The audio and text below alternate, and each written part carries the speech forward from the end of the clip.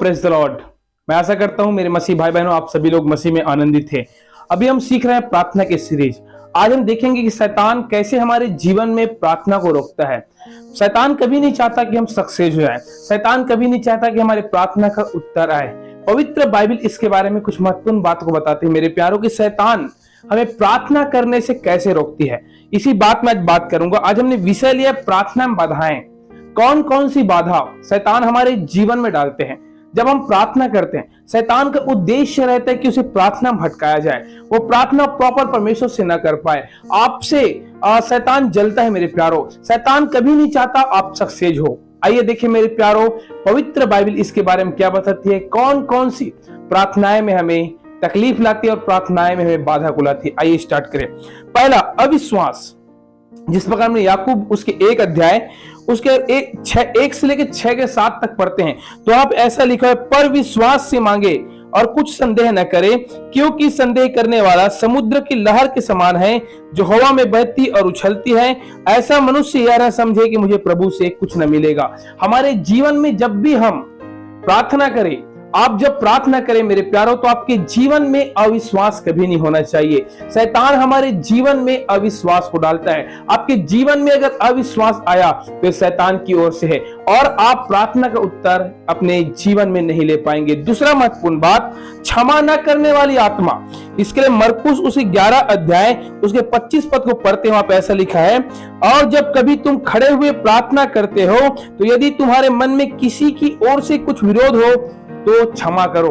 हम जानते हैं आज बहुत सारे ऐसे भाई और बहन हैं जो दूसरों को क्षमा नहीं कर पाते। आज हमें क्षमा करने की जरूरत है मेरे प्यारों। हम अगर क्षमा नहीं करते हो प्रार्थना करें, ये भी हमारे जीवन में प्रार्थना का रुकावट कारण है। आप अगर प्रार्थना कर रहे हैं और आपके जीवन में किसी के प्रति विरोध, दोष, क्लेश है या आप किसी प्रति कुड़कुड़ा रहे हैं, आपके मन विचलित है, तो आप प्रार्थना का उत्तर नहीं ले पाएंगे और यह भी शैतान का चाल है। अब दूसरा पॉइंट हम सीखते हैं, क्षमा ना करने वाली आत्मा। मेरे प्यारे, ये छोटी छोटी बातें हमें प्रार्थना करने में रोकती है। इसलिए छोटी छोटी लोमड़ियों को, छोटी छोटी बिच्छुओं को अपने जीवन से खत्म करो। तीसरा महत्वपूर्ण बात, अनर्थ बातें। भजन संहिता उसके 66 अध्याय अगर 18 पद के पढ़े तो ऐसा लिखा है, यदि मैं मन में अनर्थ बात सोचता हूं तो प्रभु मेरा ना सुनता। राजा दाऊद ऐसा कहता है कि अगर मैं अपने मन में बार बार अनर्थ बातें बोलता हूं या सोचता हूं और जब मैं प्रार्थना करता हूं तो परमेश्वर मेरी प्रार्थना को कभी नहीं सुनता है। हमारे जीवन में अनर्थ बातें अगर हमारे मन में है, विचार में है, मेरे प्यारों, प्रभु यीशु मसीह आपके प्रार्थना को कभी नहीं सुनेगा। प्रभु यीशु मसीह आपके प्रार्थना को उत्तर नहीं देगा। मैं बताना चाहूंगा ये भी बातें जो है शैतान हमें प्रार्थना करने में रोकती है और हमारे जीवन में बाधा को डालती है। चौथा लास्ट महत्वपूर्ण बात, अनुचित रीति से मांगना। अनुचित रीति से मांगना। एक जवान लड़का और भाई और बहन का मैं आपको कहानी बताना चाहूंगा छोटा सा। भाई का नाम था दीपक और बहन का नाम था रोशनी। वो दोनों जब चर्च में जाते थे तो वो ये प्रार्थना करते थे, प्रभु यीशु मसीह मुझे दीपक दे दे। अर्थात वो लड़का का नाम दीपक था और वो बहन बोलती थी, प्रभु यीशु मसीह मुझे दीपक को दे दे। और वो भाई प्रार्थना करता था, प्रभु यीशु मसीह मुझे रोशनी को दे दे, अर्थात वो लड़की को दे दे। ये अनुचित ढंग से मांगना है मेरे प्यारों। आप जब अनुचित ढंग से मांगते हैं तो आप शैतान की जाल में फंसे हुए हैं और परमेश्वर ऐसे मांगने वालों को प्रसन्न नहीं करता। वो लड़का और लड़की अच्छाई के नहीं, लेकिन वो अपनी अभिलाषा के लिए एक दूसरे को मांग रहे हैं। वो बोल रहे दीपक को मुझे दे, वो बोल रहे रोशनी को मुझे दे। मेरे प्यारों, ऐसा अनुचित ढंग से हमें प्रार्थना नहीं करना है। यहाँ पे लिखा है, अनुचित या बुरी इच्छा से मांगना या परमेश्वर की इच्छा से बाहर मांगना। याकूब 4 अध्याय उसके 3 पद को अगर हम पढ़े तो आप ऐसा लिखा है, तुम मांगते हो और पाते नहीं, इसलिए कि बुरी इच्छा से मांगते हो ताकि अपनी भोग विलास में उड़ा दो। Praise the Lord. बहुत सारे ऐसे भाई और बहन, जिस प्रकार मैंने एक उदाहरण दिया रोशनी और दीपक के बारे में, वे अपनी भोग विलास के लिए परमेश्वर से मांगता था। हम जो कुछ भी अनुचित ढंग से मांगे परमेश्वर हमको कभी नहीं देगा।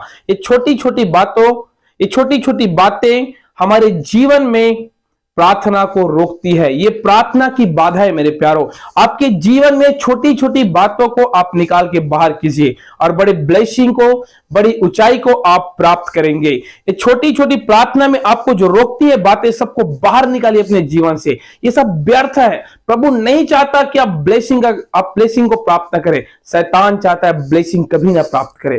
प्रभु चाहता है ब्लेसिंग को प्राप्त करे। आपके जीवन में परमेश्वर आशीष से भर देना चाहता है मेरे प्यारों। इसलिए 4 महत्वपूर्ण बात जो मैं प्रार्थना करने में शैतान के द्वारा हमारे जीवन में काम करती है। Praise the Lord. पहला बात, अविश्वास। हमारे जीवन में कभी भी अविश्वास नहीं होना चाहिए। दूसरा बात, क्षमा ना करने वाली आत्मा। आपके जीवन में क्षमा करने वाली आत्मा होना चाहिए। तीसरा महत्वपूर्ण बात, अनर्थ बकबक की बात करने वाली आत्मा। चौथा महत्वपूर्ण बात है, बहुत जरूर अनुचित रीति से मांगना। प्रभु एक छोटी सी मैसेज के द्वारा आप सभी को आशीष दे। मेरे प्यारों, ये प्रार्थना का सीरीज हमारा आज अंतिम हुआ।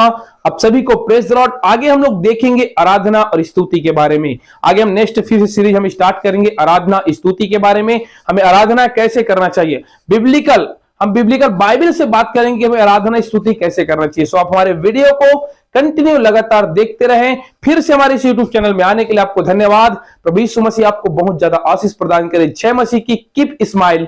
God bless you. Praise the Lord.